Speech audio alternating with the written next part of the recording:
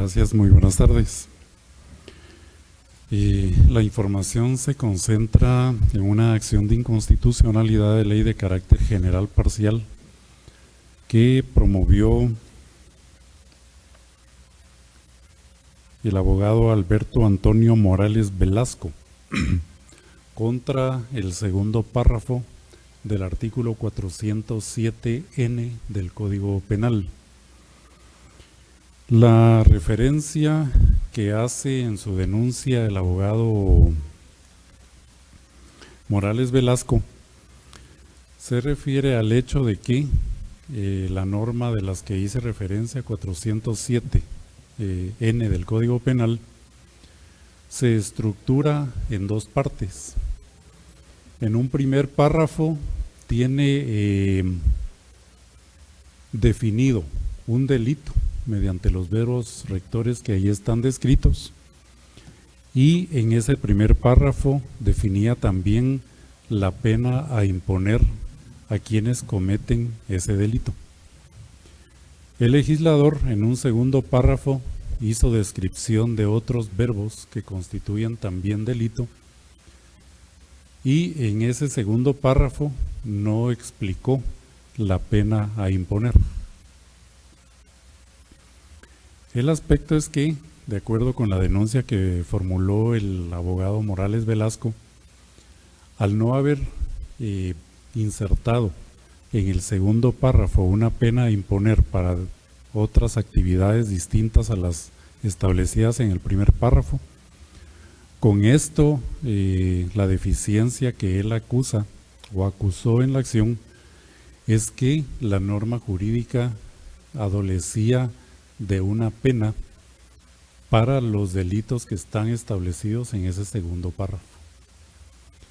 De esa cuenta, la denuncia se basa en el hecho de que el legislador, al momento de aplicar el artículo por la comisión de los delitos descritos en el segundo párrafo, podía llegar a aplicar analógicamente la pena que está establecida en el primero de los párrafos. Ese es el panorama en el que se centra la denuncia.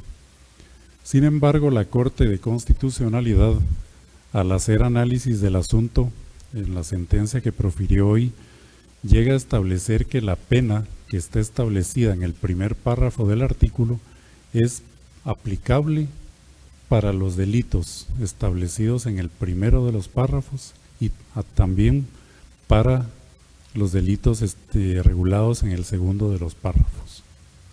De esa cuenta, al emitir la sentencia, declara sin lugar la acción de inconstitucionalidad que planteó el abogado Morales Velasco. No obstante lo anterior, en su análisis la Corte de Constitucionalidad llega a establecer una deficiencia técnica en la norma, y por eso mismo hace en una sentencia interpretativa exhortación tanto al organismo judicial como al organismo legislativo, en especial a este segundo, para que revise la estructura de la norma y en alguna medida, si lo cree procedente o lo estima procedente el organismo legislativo, llegue a producir la reforma de esa norma. La deficiencia o falencia que encuentra la Corte radica en el hecho de que el legislador en su momento, al emitir el artículo 407N del Código Penal, asigna una misma pena para diversas actividades que son las descripciones de los delitos. Esto sin observar la proporción y razón que debe aplicársele a cada una de las figuras que se tipifican en la ley como actividades delictivas. Sobre esto, lo que hace es un análisis de la gradación de gravedad entre los delitos que están contemplados en el primer párrafo y los delitos que están contemplados en el segundo párrafo. Con esta exhortativa lo que hace la Corte es hacerle ver al Congreso de la República en especial que, como les repito, hay una deficiencia técnica en la estructuración de la norma, y lo que hace es exhortar para que, con acompañamiento de sectores que conocen el tema del derecho penal, se pueda llegar a propender o se propenda a una posible reforma del 407N del Código Penal, con el objeto de salvar esa falta de proporcionalidad y de razonabilidad que encontró la Corte en el estudio de la acción. Si hay alguna pregunta.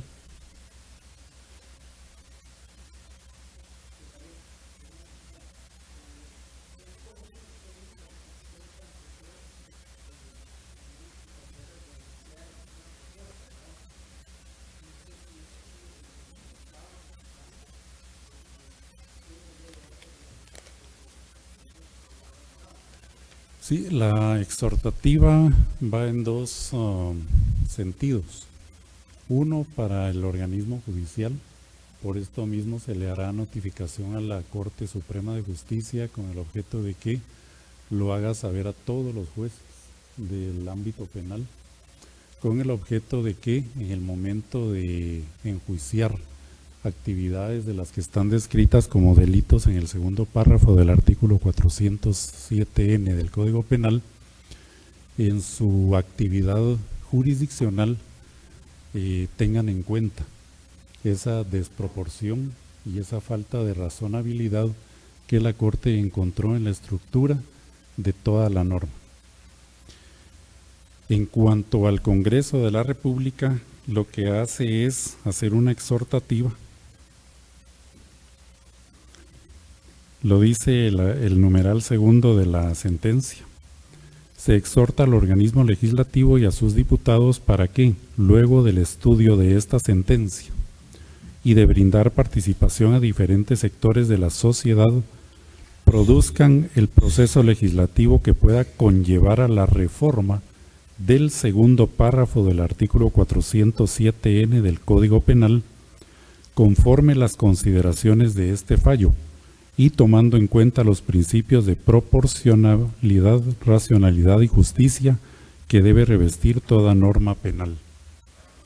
Además, que establezcan los elementos diferenciadores de la conducta administrativa, que respecto de esas descripciones que hace la norma, está contenida en la ley electoral y de partidos políticos, y el tipo penal contenido, como ya dije, en el segundo párrafo del artículo 407N del Código Penal. En pocas palabras, la idea que expresa la Corte en esta exhortativa es que el Congreso haga una reforma que adjudique la pena que ya está contemplada a los delitos establecidos en el primer párrafo, y en razón de la proporción y razonabilidad estructure una pena distinta para los delitos que están contemplados en el segundo párrafo del artículo 407N. El primero de los delitos, ustedes lo podrán ver en la sentencia. El delito se refiere al financiamiento electoral ilícito.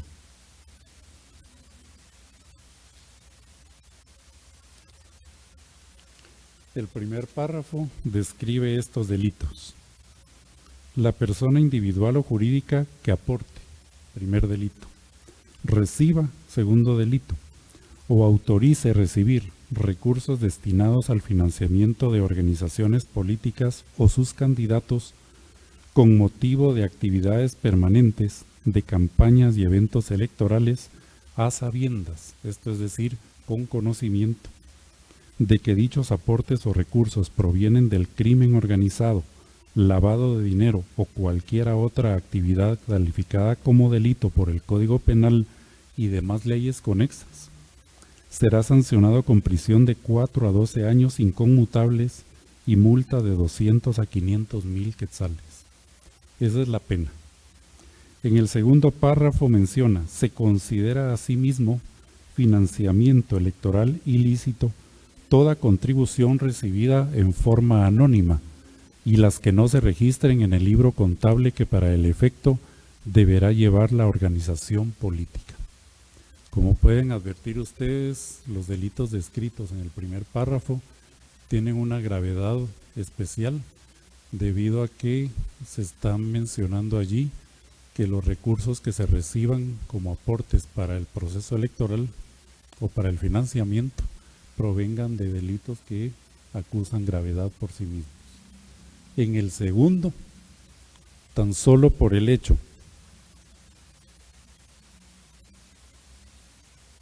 de recibir una contribución en forma anónima o que no se registren en el libro contable esas contribuciones, se les adjudicaría también la misma pena establecida en el primer párrafo.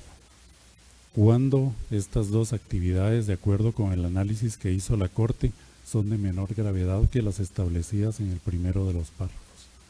Entonces, de allí que venga la exhortativa para que el Congreso de la República analice de nueva cuenta esta norma y en su momento de considerarlo procedente, obviamente ellos tienen la función legislativa en el Estado, pudieran llegar a hacer una reforma en la que en el segundo de los delitos descritos o en los segundos delitos se pueda adjudicar o atribuir una pena de menor gravedad que la establecida en el primer párrafo.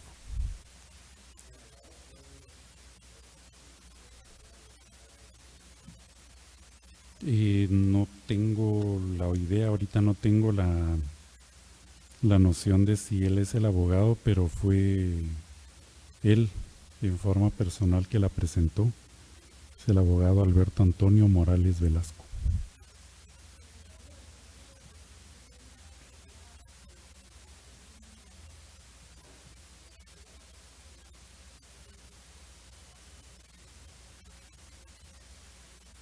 Por el momento no, puesto que siendo un producto legislativo que se encuentra vigente, pues los jueces al aplicarlo deben tenerlo en cuenta en relación con la gradación de la pena que puedan adjudicar o aplicar cuando están conociendo un caso en concreto.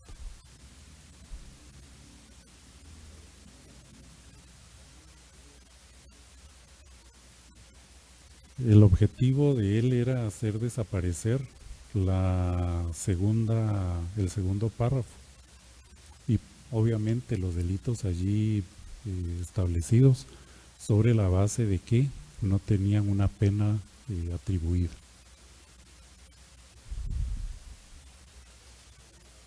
¿Perdón? Sí, la Corte lo que llega, repito, a concluir en que la pena que está establecida en el primer párrafo es aplicable tanto para los delitos del primer párrafo como para los delitos del segundo párrafo. En esa medida es que llega la Corte a declarar sin lugar la acción de inconstitucionalidad. Sin embargo, sí advierte, como repito, la Corte una deficiencia en cuanto a la proporción y razón de la pena allí estructurada o establecida, puesto que trata de manera desigual actividades que no tienen el mismo nivel o el mismo grado de gravedad en su comisión. Y ahorita no, acá no lo recuerdo, el expediente es de mediados del año pasado, 2951-2017. Y en esta fecha es que la Corte está emitiendo su sentencia.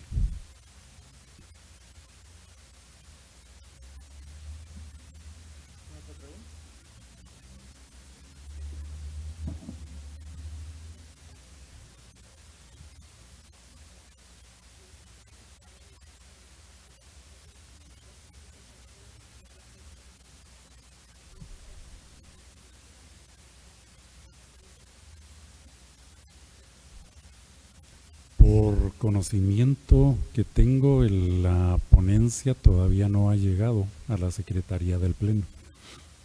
El presidente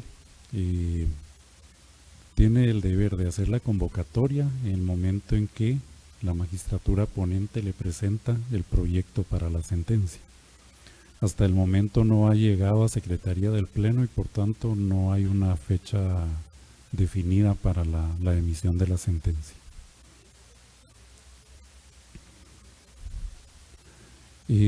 No le podría anticipar esto porque esto depende del envío de la ponencia a la Secretaría del Pleno. Es hasta que la magistratura ponente envíe ese proyecto.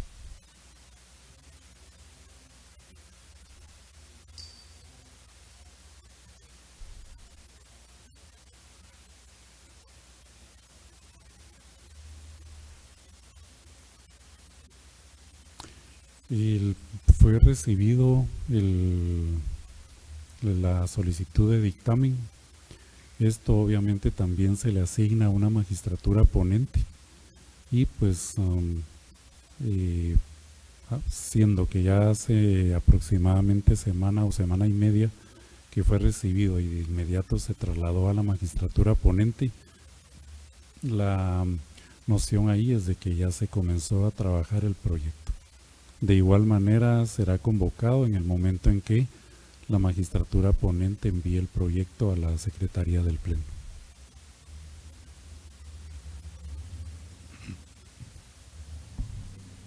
Muchas gracias. El fallo emitido por la Corte de Constitucionalidad hoy será subido a la plataforma web de la institución, así como se estará compartiendo en la cuenta institucional de Twitter del Tribunal Constitucional.